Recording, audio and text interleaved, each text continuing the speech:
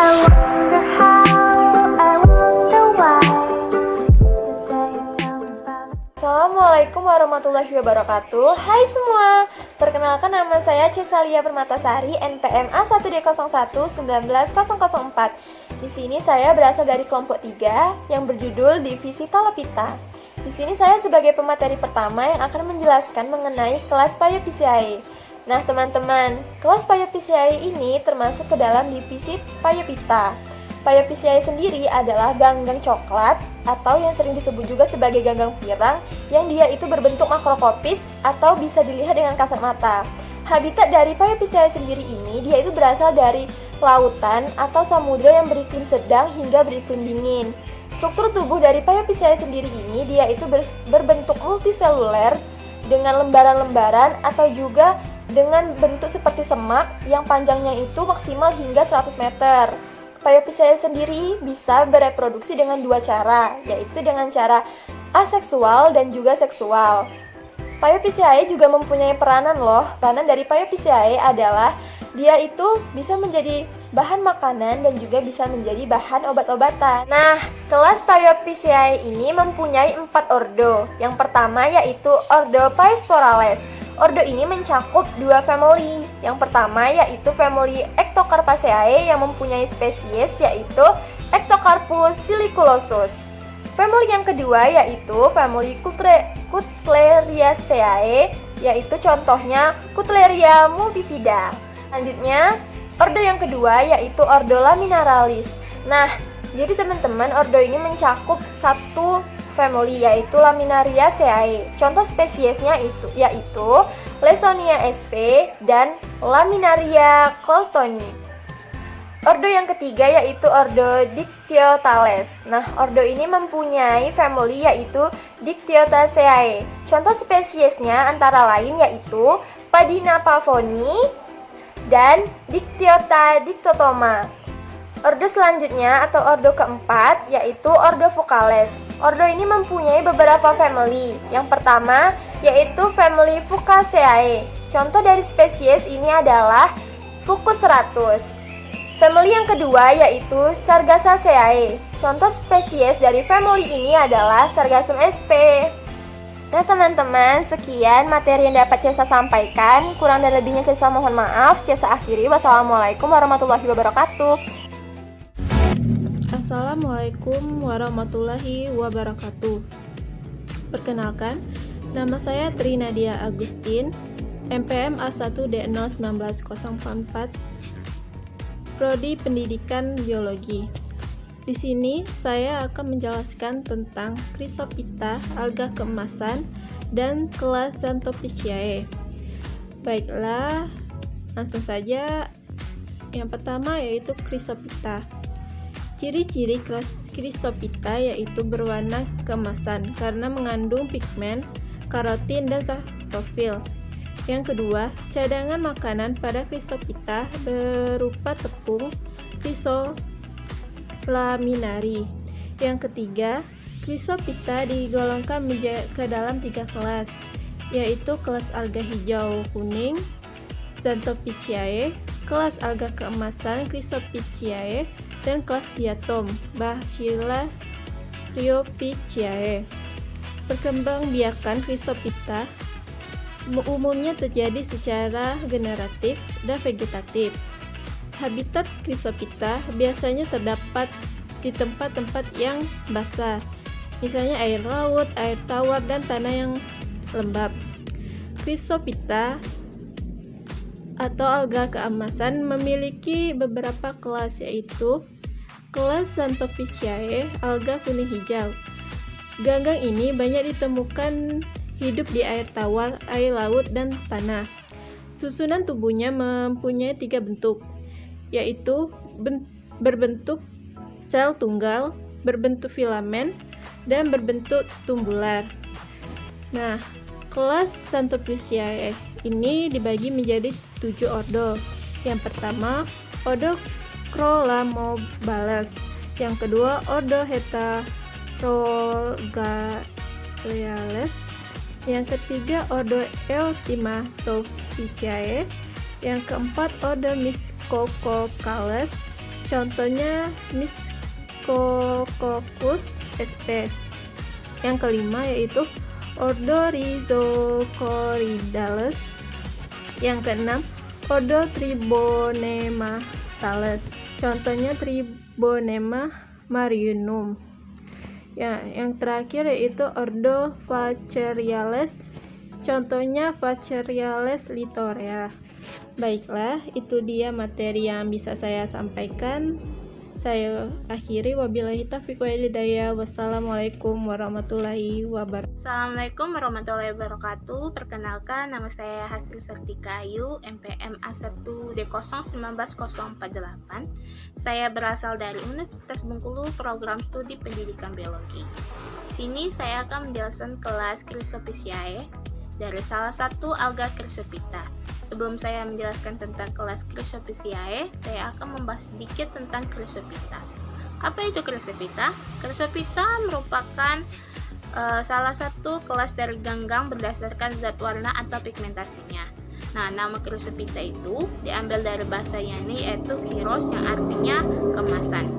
Nah, Chrysophyta ini juga biasa dikenal dengan sebutan alga kemasan.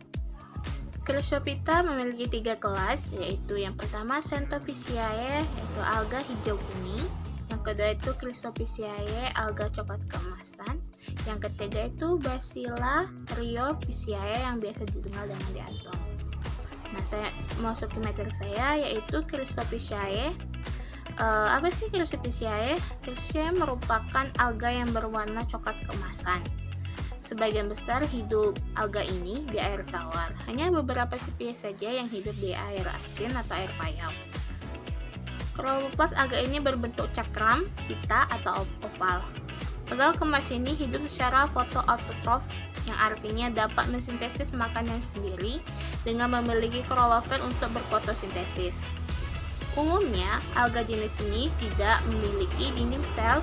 Alat geraknya berupa flagel. Dan selnya itu umumnya alga ini tidak memiliki dinding sel. Bila memiliki, hanya terdiri dari lorika atau tersusun dari lempengan silikon atau dari cakram kalsium karbonat. Yaitu reproduksi. Reproduksi Chrysophyceae melakukan dengan 2 cara. Yang pertama itu reproduksi seksual, di mana gamet jantan meninggalkan koloni induk, berenang menuju gamet betina yang berada pada koloni betina, kemudian menyatu. Hasilnya adalah kista zigot yang mempunyai silika. Yang kedua itu reproduksi aseksual. Ini melakukan pembelahan secara longitudinal yang menghasilkan 2 sel anakan. Chrysophyceae ini terdiri dari 10 ordo, di mana saya hanya bisa memberikan contoh dari 3 ordo saja, yaitu pertama ordo Chromonales. Contohnya itu Chromonas sp. Yang kedua itu dari ordo Dictyophallus, yaitu contohnya Dictyophallus speculum. Yang ketiga itu dari ordo Cinereales, yaitu contohnya Cinera sp. Selanjutnya itu peranan Chrysophyceae. Ada beberapa keuntungan yang dapat dihasilkan dari alga jenis ini. Yang pertama itu sebagai bahan penggosok, contohnya itu diatomi. Yang kedua itu sebagai isolasi dinamit. Yang ketiga itu sebagai campuran semen. Keempat itu sebagai penyerap nitrogliserin pada bahan peledak. Yang kelima itu bahan alat penyedap suara. Dan yang keenam sebagai bahan pembuatan cat, permis, dan pirang hitam, dan lain-lainnya. Itu adalah materi yang dapat saya sampaikan. Saya akhiri. Wassalamualaikum warahmatullahi wabarakatuh. Terima kasih. Assalamualaikum warahmatullahi wabarakatuh. Perkenalkan, nama saya Elkan Kurniawan, NPM A1D019006 dari Pendidikan Biologi Universitas Bengkulu. Saya dari kelas B. Baiklah, di sini saya akan melanjutkan materi dari teman saya yang sebelumnya. Saya akan menjelaskan tentang Bacterophyceae.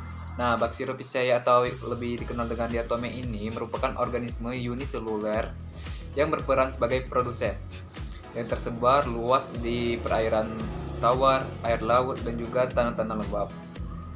Di mana alga dari Bacterophyceae atau diatome ini termasuk dalam filum Chrysophyta atau alga kemasan. Selanjutnya, Bacterophyceae mempunyai sel. Nah, selnya ini mempunyai inti dan juga mempunyai kromatopora berwarna kuning coklat yang mengandung klorofil A, karotin xanthopil, dan juga karotenoid. Perkembangbiakan dari Basirophyceae ini terjadi dengan cara membelah diri, pembentukan auxopora, dan secara seksual dengan oogami. Habitat atau tempat dari Basirophyceae ini adalah di perairan yang tawar, laut, dan juga tanah-tanah yang lembab. Basirophyceae ini mempunyai ciri-ciri. Yang pertama adalah talusnya bersel satu. Yang kedua, selnya berada di pusat sitoplasma. Selanjutnya, kloroplasnya mempunyai bentuk yang bervariasi, yaitu seperti huruf H, cakram, dan juga pipi. Cara hidup dari Basirophyceae ini ada yang membentuk koloni dan juga ada yang soliter. Nah, permukaan atas dari cawan alga diatome ini memiliki alur yang teratur dan tampak seperti garis-garis. Lalu Basirophyceae ini mempunyai 12 ordo. Yang pertama ada Ordo Penales, Ordo Centrales, Ordo Acantales, Ordo Baxillares, Ordo Cymbellales, Ordo Plagiariales, Ordo Mastogiales, Ordo Unatiales, Ordo Naviculares, Ordo Actinidaceae, Ordo Suriales, dan Ordo Thalassosiraeales. Adapun contoh dari Basirophyceae ini atau diatome antara lain, yang pertama dari Ordo Navicula. Nah, jadi dari Ordo Navicula ini saya mengambil spesies Navicula gissindiensis. Lalu dari Ordo Thalassiosirales saya mengambil spesies Scelatomas costatum. Lalu dari Ordo Plagillares saya mengambil spesies Synedra piloiformis.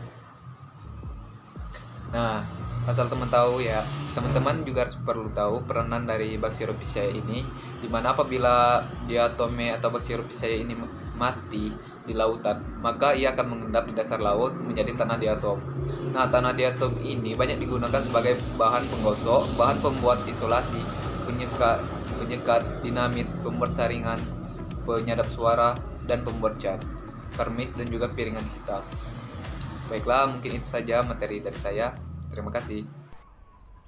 Assalamualaikum warahmatullahi wabarakatuh. Perkenalkan, nama saya Nursanti Unitasari, NPM A1D01956 dari kelas 3B Pendidikan Biologi.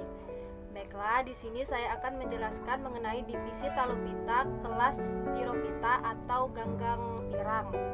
Pirophyta atau yang sering dikenal dengan Dinoflagellata merupakan alga uniseluler atau bersel satu yang memiliki dua flagel berbentuk pita yang keluar dari perut sisi dalam suatu saluran. Pirophyta atau Dinoflagellata ini mengandung pigmen yaitu klorofil A, C2, dan pirimidin, sedangkan jenis lainnya mengandung klorofil A, C1, C2, dan pikosantin yang digunakan dalam fotosintesis. Seperti yang diketahui bahwa hanya jenis dari Pirophyta atau Dinoflagellata inilah yang dapat melakukan fotosintesis. Adapun cara perkembangan biakan Pirophyta dibagi menjadi tiga, yaitu vegetatif, seksual, dan sporik.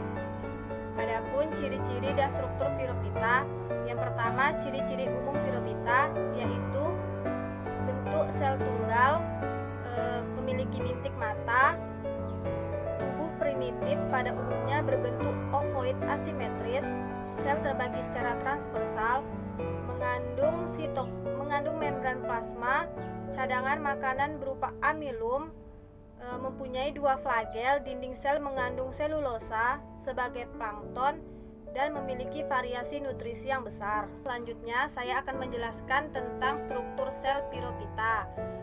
Pembagian Pirophyta ke dalam dua golongan berdasarkan pada ada tidaknya penutup sel atau ampiesma, yaitu yang telanjang, atau lunar moret, dan yang mempunyai penutup sel atau tidak telanjang, yaitu TK. Kemudian klasifikasi Pirophyta atau Dinoflagellata. Pirophyta atau Dinoflagellata memiliki dua subkelas, yaitu Desmophyceae dan Dinophyceae. Subkelas Desmophyceae memiliki satu ordo, yaitu Pleurocentrales, contohnya Pleurocentrium Agaricum micans. Kemudian subkelas Dinopisciae memiliki 6 ordo. Yang pertama Dinopiciales, contohnya Dinopium sp. Yang kedua Gymnodiniales, contohnya Gymnodium sp. Yang ketiga Noctilucales, contohnya Noctilucas scintillans. Yang keempat Peridiniales, contohnya Perididium sp. Yang kelima Goniaulucales, contohnya Serratium sp. Dan yang keenam Pyrositales, contohnya Pyrositis lunula. Adapun habitat dan peran dari Pyropita. Habitat Pyropita sendiri banyak ditemukan di lautan, namun ada beberapa spesies yang hidup di sungai-sungai. Kemudian peranan Pyropita. Peranan Pyropita ini dibagi menjadi dua, yaitu peranan menguntungkan dan peranan merugikan. Peranan menguntungkan dari Pyropita ini yaitu Pyropita sebagai produsen primer, sedangkan peranan merugikannya yaitu beberapa jenis Pyropita menghasilkan red lice, mengandung racun yang dapat dilepaskan ke dalam air atau terakumulasi dalam rantai makanan. Sekian penjelasan dari saya. Lebih dan kurang saya ucapkan terima kasih. Wassalamualaikum warahmatullahi wabarakatuh. Perkenalkan, nama saya Sally Puspita, NPM A1D01960 dari kelas 3B. Nah, di sini saya akan melanjutkan penjelasan dari teman saya sebelumnya tentang divisi Talopita dengan submateri saya yaitu tentang kelas Nemalionales, Glidiales, dan Gigartinales. Baik, kita akan masuk ke materi. Kita akan tahu apa itu Rhodopita. Rhodopita itu adalah alga merah, di mana alga ini termasuk ke dalam sebuah kelompok alga yang cukup besar, terdiri dari 831 genera lebih dan 250 spesies. Alga ini disebut alga merah karena memiliki pigmen merah yang larut di dalam air, sehingga pigmen ini cukup banyak dan lengkap untuk menutupi klorofil yang ada. Selanjutnya masuk ke pemanfaatan ganggang merah atau Rhodopita. Ganggang merah ini lebih luas lagi dimanfaatkan daripada ganggang coklat, seperti menjadi bahan makanan yang paling penting boleh dikatakan di negara-negara Asia, dan tumbuhan ini dikumpulkan dalam teluk-teluk atau danau-danau dekat pantai yang airnya tenang, sehingga hal ini juga menjadi bahan makanan dan dikonsumsi besar-besaran oleh penduduk pantai berbatu di Eropa dan Amerika Utara. Sedangkan untuk klasifikasi Rhodopita atau alga merah ini dibedakan menjadi dua subkelas, yaitu yang pertama Bongidae dan memiliki ordo Bangiales, dan subkelas Floridae yaitu ordo Nemalionales, Glidiales, Ciprotonymiales, Gigartinales, dan Rhodimiales, serta Seremiales. Baik, di sini saya akan menjelaskan sesuai dengan submateri saya, yaitu 3 ordo. Nah, ordo yang pertama yaitu Nemalionales. Ordo ini mempunyai 2 anak kelas. Yang pertama, Batrachospermum.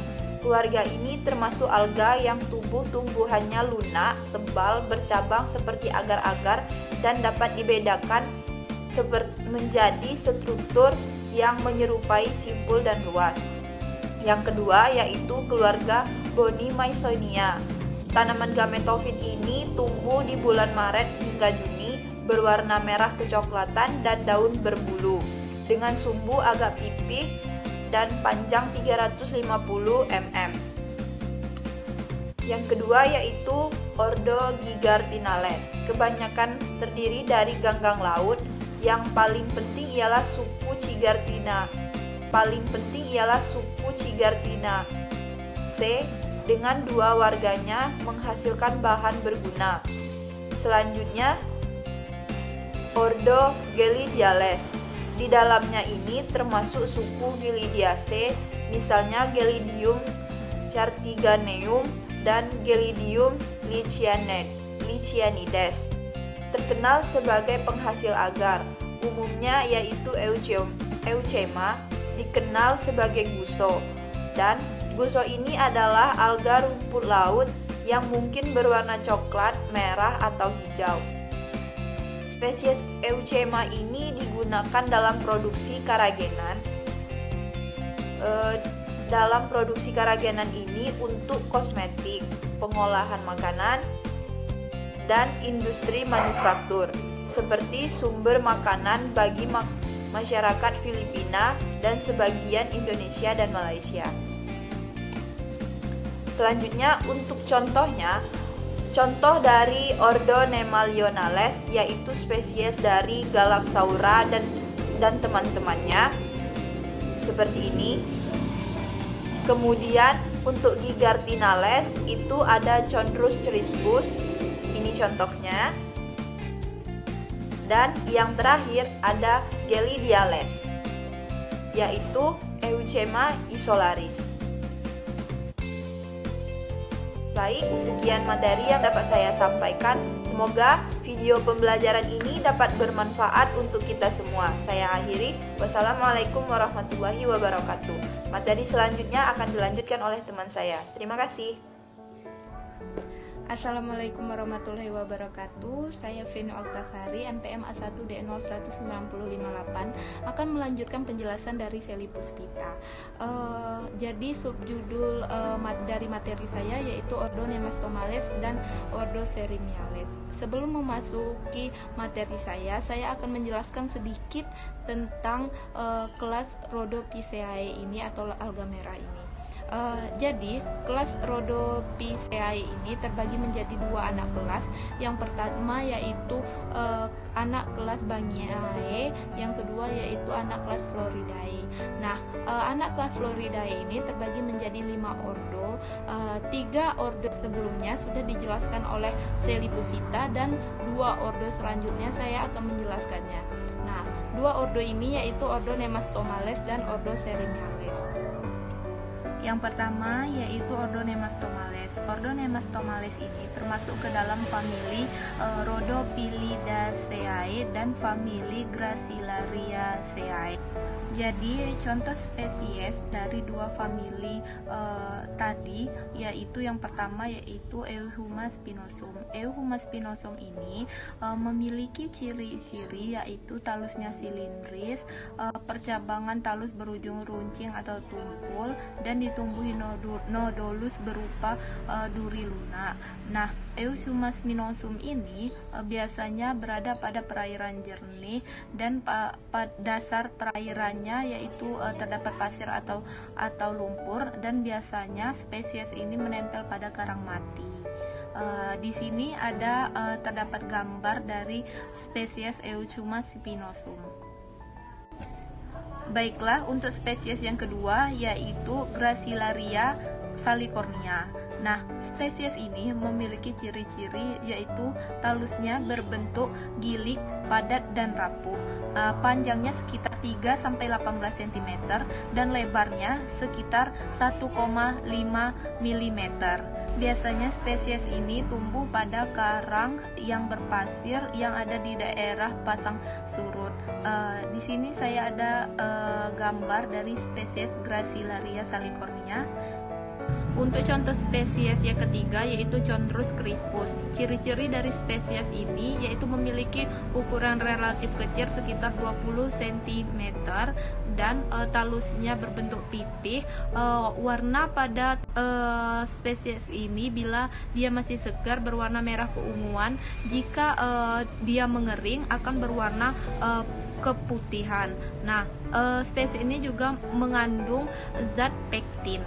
Bisa teman-teman lihat contoh gambar dari spesies ini di samping.